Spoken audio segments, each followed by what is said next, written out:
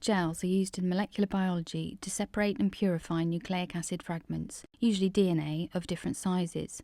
A dye is added to be able to see the fragments under ultraviolet light. The samples are loaded into the wells of the gel and separated by size using an electric current applied across the gel in a running buffer. DNA is negatively charged and it will make its way towards the positive electrode. The smaller the DNA fragments are, the easier it will be for them to worm their way through the gel. Longer fragments will find this more difficult and will take much longer to make their way through the pores of the gel. The size range of DNA fragments that can be separated by agarose in this way is around 100 to 20,000 base pairs. Agarose gels are made with varying concentrations of agarose, depending on the size of the DNA fragments you want to separate or purify. Usually this is between 0.4% and 3%.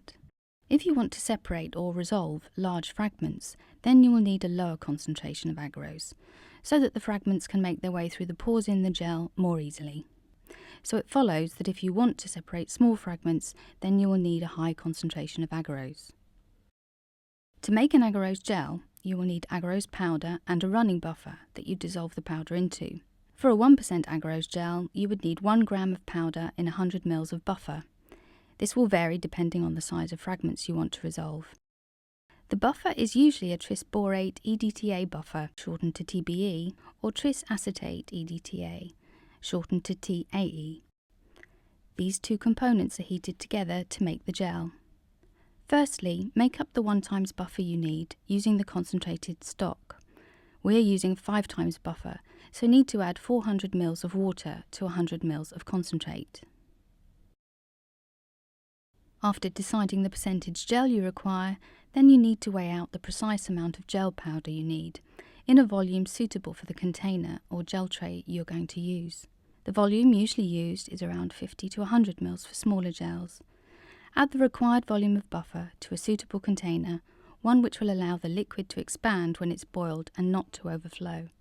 Carefully add the agarose and ensure that there are no lumps of powder before heating in the microwave. Place a lid or sponge bung loosely on the top. Do not tighten the lid. This is very important as the liquid can become superheated. The simplest way to heat in the microwave is in intervals of half a minute or so. Using safety gloves and goggles, carefully swirl the mixture in between intervals to ensure that there are no particles of powder left. These appear as tiny specks, leaving a trail when the liquid is swirled. It is important that you don't shake the mixture, as you don't want bubbles to form. The liquid gel has to be completely clear with no gel specks before you proceed, or your DNA will run through different concentrations of agarose in your gel and cause streaky results. When the agarose is fully dissolved, let it cool to 50 or 60 degrees centigrade. This is hand hot and can be achieved by either placing in a water bath for 10 minutes or by carefully running under a tap. We cool the agarose to this temperature to prevent the perspex, which is usually used for gel trays, from being damaged. Once cooled, a dye can be added to the gel to stain the DNA for visualization. There are various dyes that can be used, but the most commonly used is ethidium bromide. Care must be taken when using and disposing ethidium bromide in both powder and liquid form, especially for pregnant women. It is a mutagen and possible carcinogen that can be breathed in and absorbed through the skin. For this reason, double gloves should be used, and when making up a working solution of the ethidium bromide, do this in a fume hood. Stocks are generally 10 mg per milliliter, and you will need 5 microliters of this stock per 100 ml of gel. This will give you a final concentration of 0.5 micrograms per ml in the gel. Ethidium bromide is a DNA intercalator, inserting itself into the spaces between the base pairs of the double helix. It yields low background and has a detection limit of 1 to 5 nanograms per band. It is very important to remember to change your gloves after handling ethidium bromide without touching anything else in the lab. This is to protect the safety of others by preventing contamination of equipment or surfaces that might be touched without gloves on. Remember that ethidium bromide will transfer to the running buffer, so this must also be disposed of safely. There are different types of gel tray. Some have ready-made ends to prevent the liquid gel pouring away while it's setting, and others do not.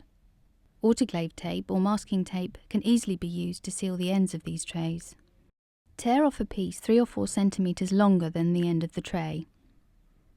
Remember to turn over the end of the tape for easy removal once the gel is set.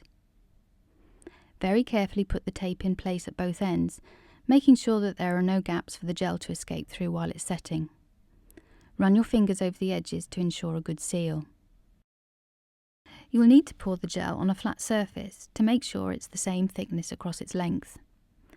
To form the wells that your DNA is going to be put into, a comb needs to be inserted before the gel is poured. The size of the comb you use will depend on the volume of the sample you have and the number of samples you want to run on the gel. Slowly pour your gel into your sealed gel tray. When pouring, it is important not to do it too quickly, as bubbles and splashes can occur. If bubbles do form, then you can chase them to the side of the gel with a pipette tip, where they won't cause any problems with the running of the gel. This is important if bubbles form around the wells. The gel sets in around 15 to 20 minutes and will change from transparent to more opaque. Remove the autoclave tape or the ends of the tray. Finally, the comb can now be removed by pulling it straight upwards. It can be quite difficult to remove the comb, but as long as the gel is completely set, the wells should still be okay.